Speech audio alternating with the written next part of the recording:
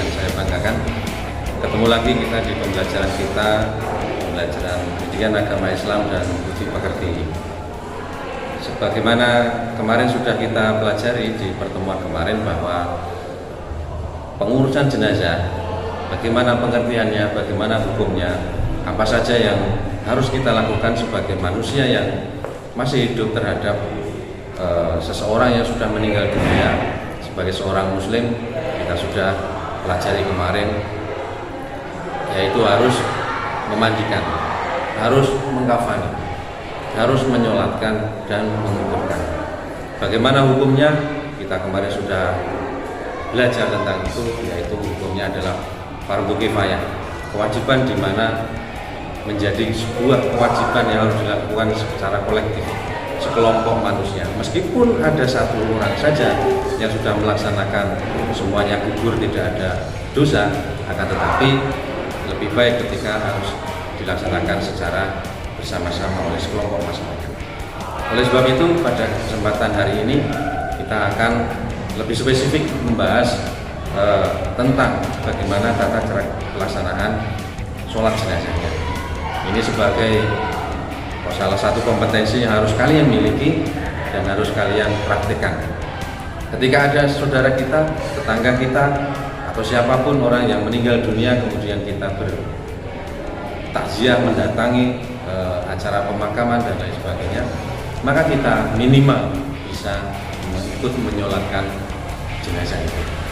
Jadi tidak hanya sekedar kita ini takziah datang ke rumah orang yang berduka, kemudian kita duduk-duduk sambil menunggu minuman, makanan, kemudian ngobrol dengan teman, kemudian pulang begitu saja. Jangan sampai terjadi. Alumni SMK harus bisa melaksanakan pelaksanaan praktek sholat jenazah yang benar dan harus dilaksanakan.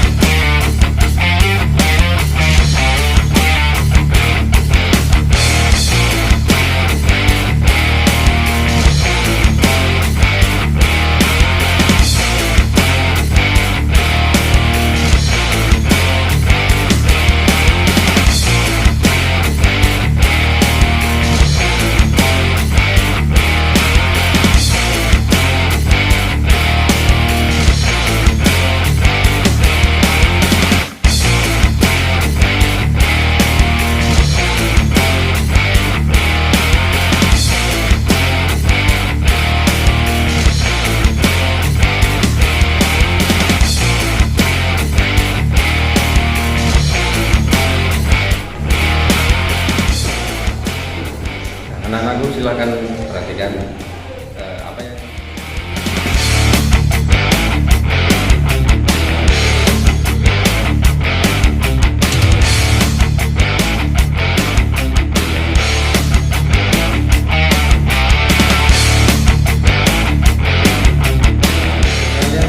jadi untuk pelaksanaan praktek sholat jenazah, hal-hal yang harus kita laksanakan adalah sebagai berikut yang saya tuliskan, yaitu yang pertama adalah niat, kemudian dilanjut dengan takbir yang pertama, diikuti dengan membaca surat Al-Fatihah.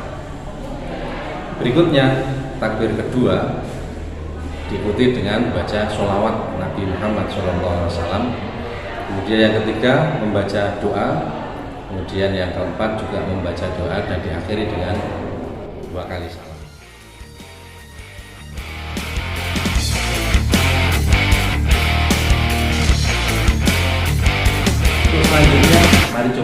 kaji satu persatu. Soal niat. Niat itu adalah suatu aktivitas untuk menyengaja berbuat sesuatu tertentu.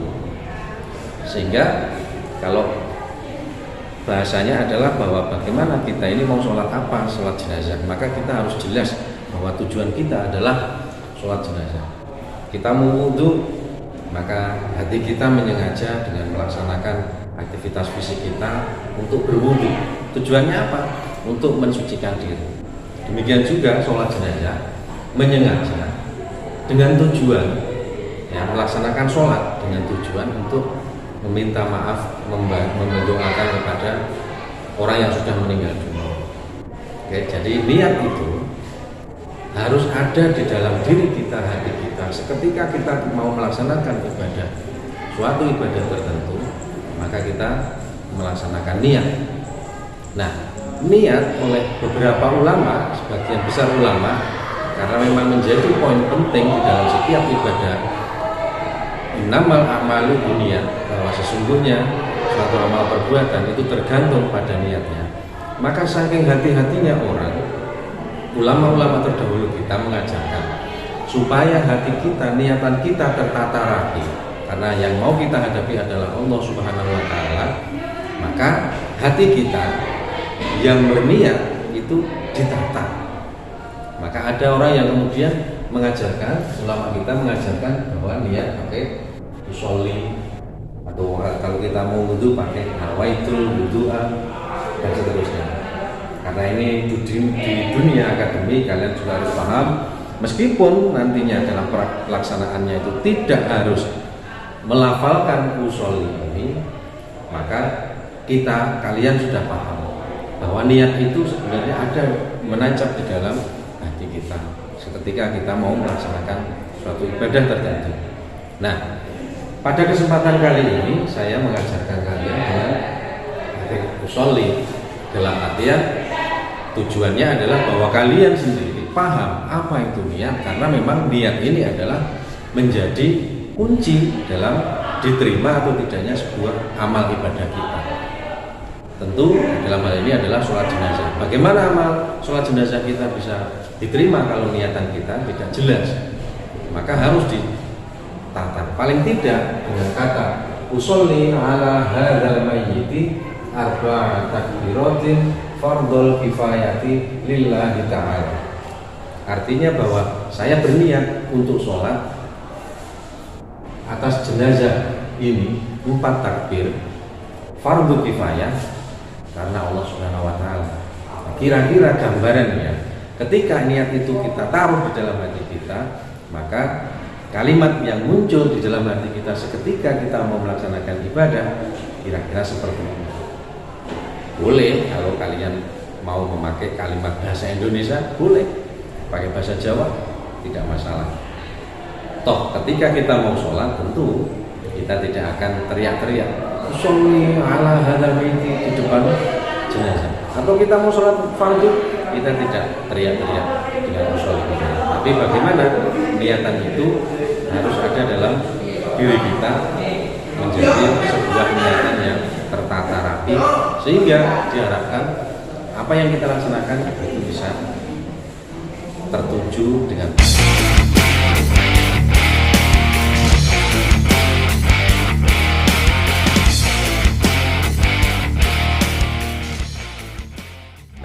berikutnya adalah tentang membaca surat Al-Fatihah setelah takbir yang pertama.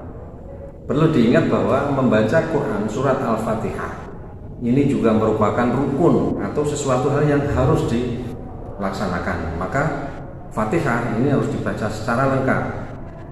Artinya mulai dari Bismillahirrahmanirrahim, Alhamdulillahirabbil alamin, sampai seterusnya itu harus lengkap.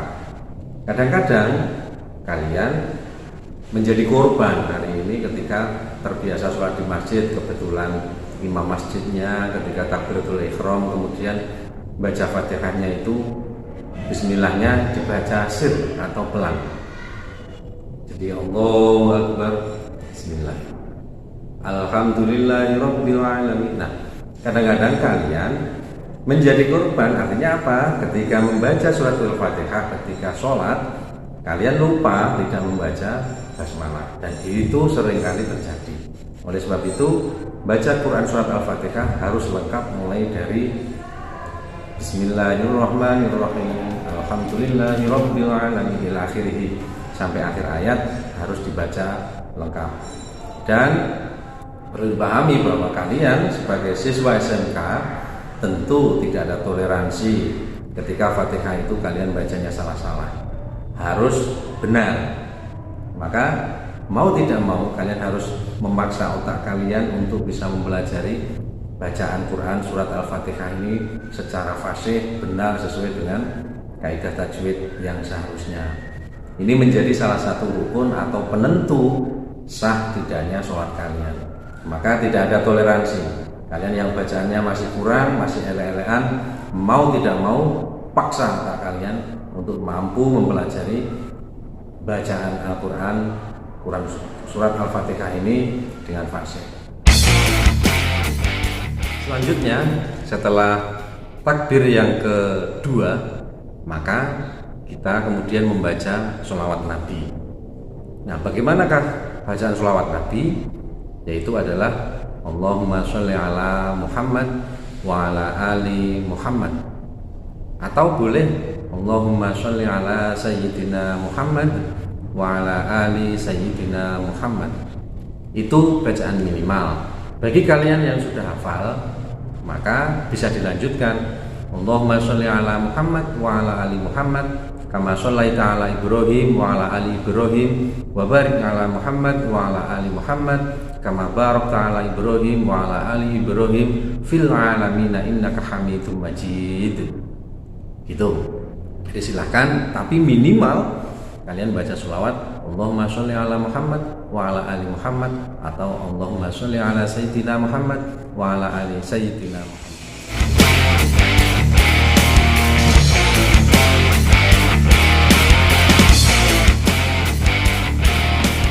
Berikutnya adalah takbir ketiga yang diikuti dengan doa Allahumma ighfir lahu warhamhu wa'afihi wa'fu anhu. Kalau ada yang lebih komplit hafalannya, silahkan dilanjutkan. Allahumma ighfir lahu warhamhu wa'afihi wa'fu anhu wa akrim nuzulahu wa wasi' madkhalahu ila akhirih, sampai selesai.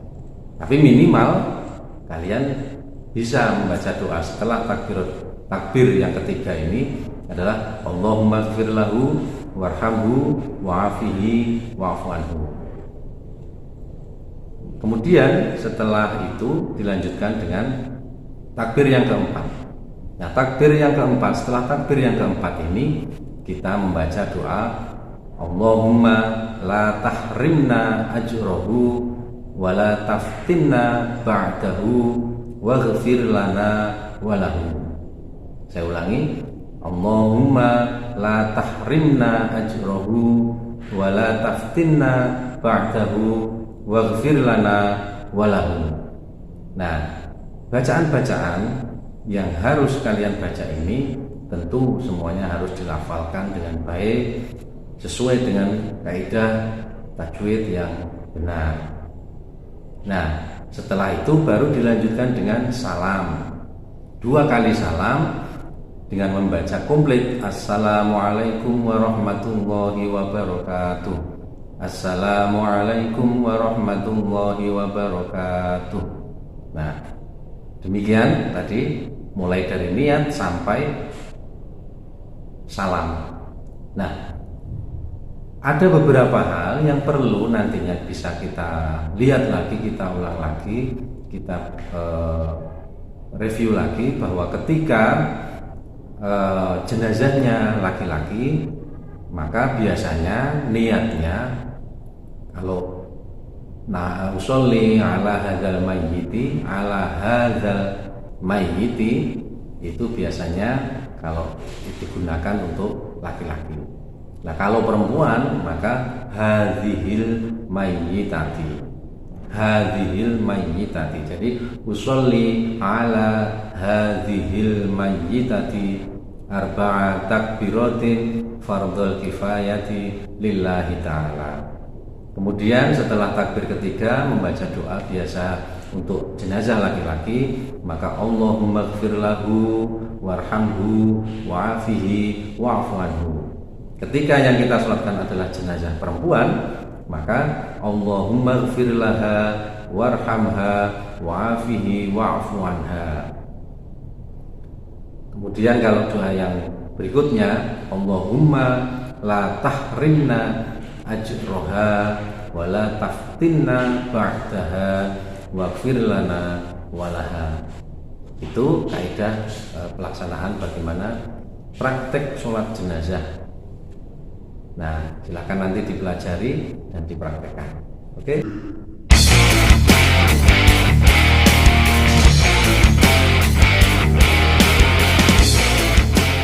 Nah, tadi sudah kita jelaskan mulai dari awal sampai akhir. Nah, saat ini coba kita praktekkan mulai dari niat sampai dengan salamnya. Silakan perhatikan. Bismillahirrahmanirrahim. Sholli ala hadzal mayyiti arba'a takbiratin fardhul kifayati lillahi ta'ala. Allahu akbar.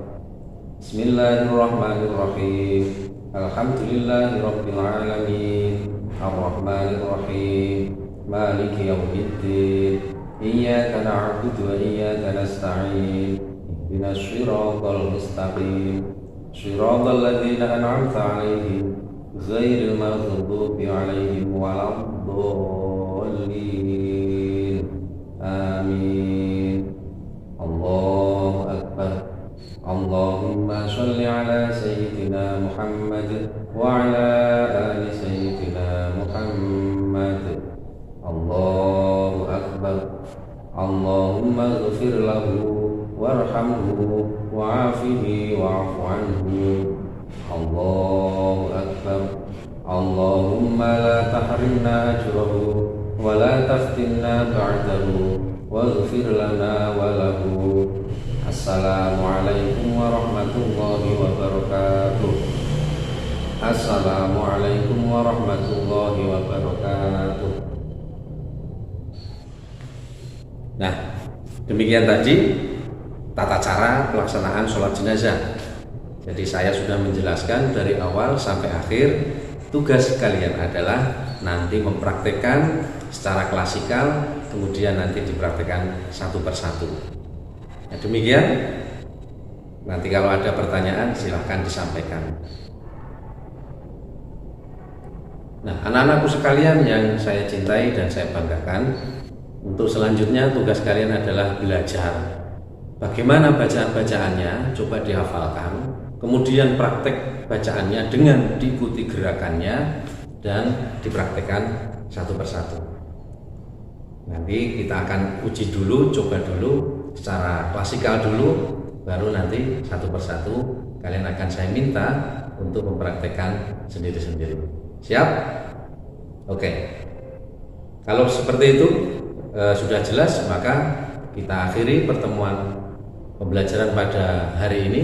Mudah-mudahan bermanfaat, dan mari kita tutup pertemuan kita hari ini dengan baca tahmid bersama-sama.